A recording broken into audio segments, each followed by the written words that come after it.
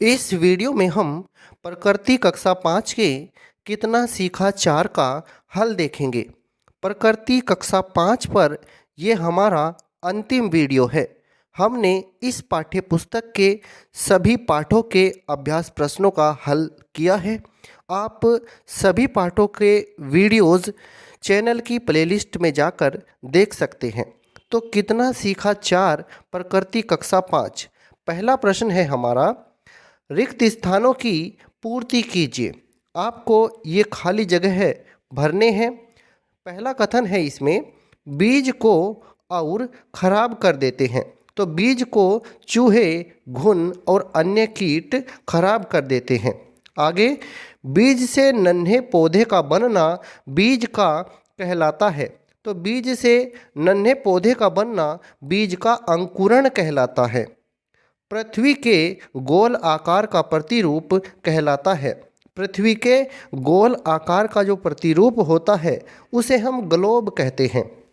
भारत महाद्वीप में स्थित है।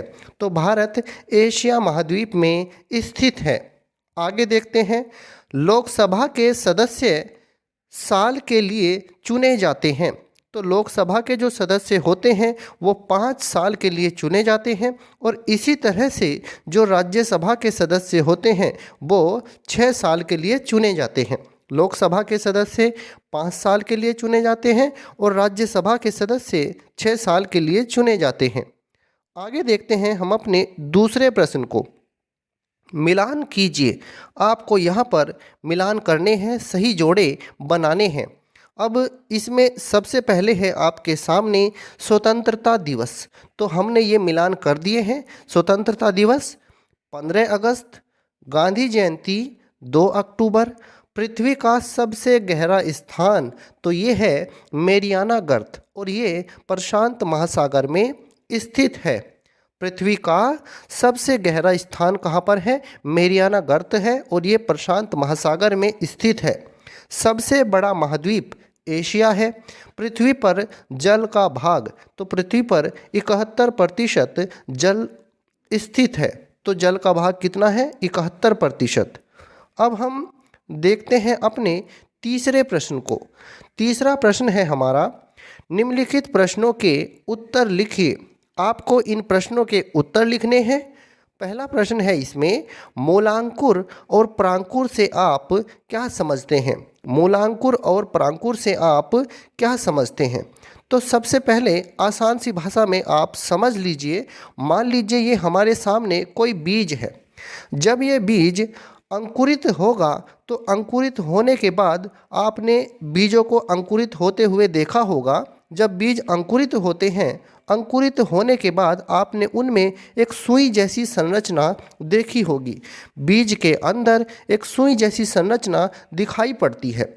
जब आप इस बीज को खोलेंगे, बीज के सबसे बाहर, तो बीज के सबसे बाहर ये होता है बीज चोल, जो सबसे बाहर का इसका आवरण है, जो अंदर की जो इसकी संरचना होती है उसको सुरक्षित रखता है। तो सबसे बाहर का जो कवर होता है बीज के ऊपर, इसे हम बीज चोल कहते हैं। बीज चोल। अब बीज चोल के अंदर जब आप बीज चोल इसका हटा देंगे, तो बीज चोल को हटा देने के बाद आपको कुछ इस तरह की संरचना इसके अंदर दिखाई पड़ती है। अगर ये द्विबीजपत्री पौधे का बीज है तो इसके अंदर कुछ इस तरह की संरचना दिखाई पड़ती है। जैसे मान लीजिए ये चने का बीज है, तो चने के बीज का जब आप ऊपर से कवर हटाएंगे, कवर को हटाने के बाद इसके अंदर आपको कुछ इस तरह की संरचना दिखाई पड़ती है, कुछ इस तरह की।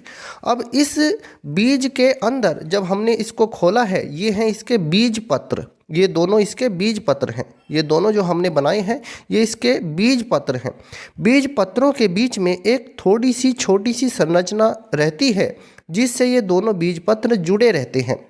अब ये जो बीज की संरचना होती है ये बीज के अंकुरण को दिखाती है। जब बीज का अंकुरण होता है तो इसमें जो सुई जैसी संरचना वो निकलती है, एक ऊपर रहती है और एक नीचे की तरफ इसमें होती है। जब आप इसको खोलेंगे बीज को, तो ऊपर की तरफ की जो संरचना है नुकीली, इसको हम प्रांकुर कहते हैं। अंकुरित बीज के अंदर ही आपको परांकुर दिखाई देगा। परांकुर होता है जो ऊपर की नुकीली संरचना होती है और नीचे की जो संरचना होती है इसे हम मूलांकुर कहते हैं। मूलांकुर से जड़ बनती है, मूलांकुर से पौधे की जड़ बनेगी और परांकुर से पौधे का तना बनता है। परांकुर से पौधे का तना बनता है, ये बात आप याद रखेंगे। अब कुछ चित्रों के माध्यम से आप इस चीज़ को समझिए। इस चित्र को आप ध्यान से देखिए। यह चित्र में आपको एक बीज का अंकुरण दिखाया गया है। यहाँ पर अंकुरित होने के बाद आपको ये बीज की संरचना दिखाई दे रही है। इसमें देखिए ये सुई जैसी संरचना एक बीज के अंदर से निकल रही है। जब ये बीज अंकुरित हो रहा है तो इस तरह की संरचना इससे निकल रही है। इसके बाद इसको देखिए, इसमें ऊपर की तरफ आपको एक सुई जैसी संरचना दिखाई दे रही है। ये इसी बीज के अंदर से निकली है। तो ये जो ऊपर वाली संरचना है इसे हम परांकुर कहते हैं और जो ये नीचे वाली जो संरचना है इसे हम मूलांकुर कहते हैं। परांकुर से तना बनता है और मूलांकुर से जड़ बनती है। आप आगे देखिए, इस चित्र को देखिए। इसमें क्या है, यहाँ पर ये देखिए तना बड़ा हो गया है, बढ़ गया है ये, और नीचे देखिए ये इसकी जड़ें हैं। ये जड़ें थोड़ी सी और फैल गई हैं।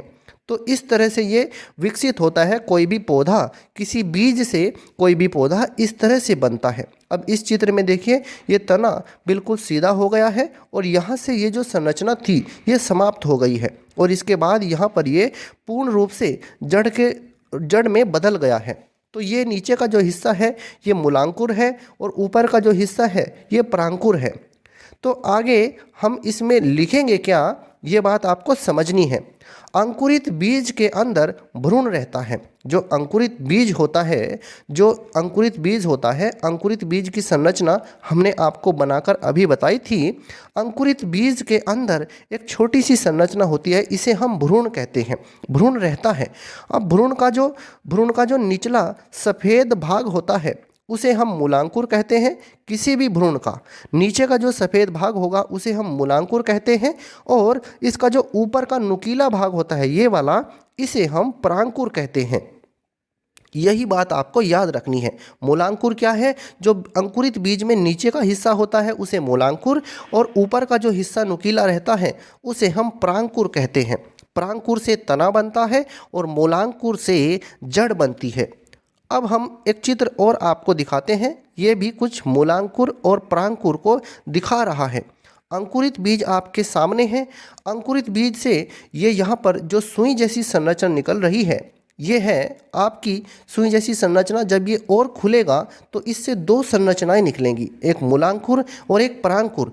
ये ऊपर वाला परांकुर है और नीचे वाला मूलांकुर है। ये और विकसित हो जाएगी तो इस तरह की बन जाएगी और जब ये और ज़्यादा विकसित हो जाएगा तो एक पौधे का पूर्ण रूप धारण कर लेगा। तो ये एक पूर्ण पौधा है।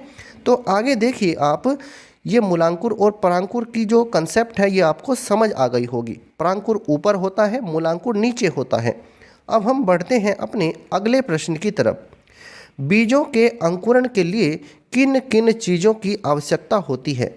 बीजों के अंकुरण के लिए किन किन चीज़ों की आवश्यकता होती है? तो उत्तर में आपको क्या लिखना है, बीजों के अंकुरण के लिए हवा, पानी तथा उचित ताप की आवश्यकता होती है। हवा, पानी तथा उचित ताप की आवश्यकता होती है। आगे देखते हैं, न्यायपालिका का क्या कार्य है? न्यायपालिका का क्या कार्य है? तो इस प्रश्न के उत्तर में आपको क्या लिखना है, कानून के अनुसार न्याय करना न्यायपालिका का कार्य है। कानून के अनुसार न्याय करना न्यायपालिका का कार्य है। आगे देखते हैं, अगला प्रश्न है हमारा, शासन के कितने अंग होते हैं और उनका क्या कार्य है? तो शासन के कितने अंग होते हैं और उनका क्या कार्य है? देखिए, शासन के 3 अंग होते हैं जो इस प्रकार हैं, व्यवस्थापिका, कार्यपालिका और न्यायपालिका। शासन के 3 अंग होते हैं, व्यवस्थापिका, कार्यपालिका और न्यायपालिका। सबसे पहले बात करते हैं व्यवस्थापिका की। व्यवस्थापिका का काम होता है कानूनों का निर्माण करना। इसका कार्य क्या होता है? कानूनों का निर्माण करना। आगे कार्यपालिका का क्या कार्य होता है? कानूनों को लागू करना इसका कार्य होता है। कानूनों को लागू करना इसका कार्य होता है। जो कानून, जो नियम व्यवस्थापिका ने बनाए हैं उनको लागू करना कार्यपालिका का कार्य होता है। आगे न्यायपालिका, ये क्या करती है? कानून के अनुसार न्याय करना इसका कार्य होता है। न्यायपालिका का क्या कार्य होता है? कानून के अनुसार न्याय करना इसका कार्य होता है। अब हम देखते हैं अपने अगले प्रश्न को। गांधी जी के योगदान के बारे में लिखिए। तो गांधी जी के योगदान के बारे में हमें लिखना है। तो इस प्रश्न के उत्तर में आप लिख सकते हैं, गांधी जी ने सत्य और अहिंसा के मार्ग पर चलकर देश को आज़ाद कराया। गांधी जी ने सत्य और अहिंसा के मार्ग पर चलकर देश को आज़ाद कराया। उन्होंने देश में विभिन्न जाति, धर्म तथा विभिन्न भाषा में बोलने वाले लोगों को एक सूत्र में बांधने का प्रयास किया। उन्होंने देश में विभिन्न जाति, धर्म तथा विभिन्न भाषा में बोलने वाले लोगों को एक सूत्र में बांधने का प्रयास किया।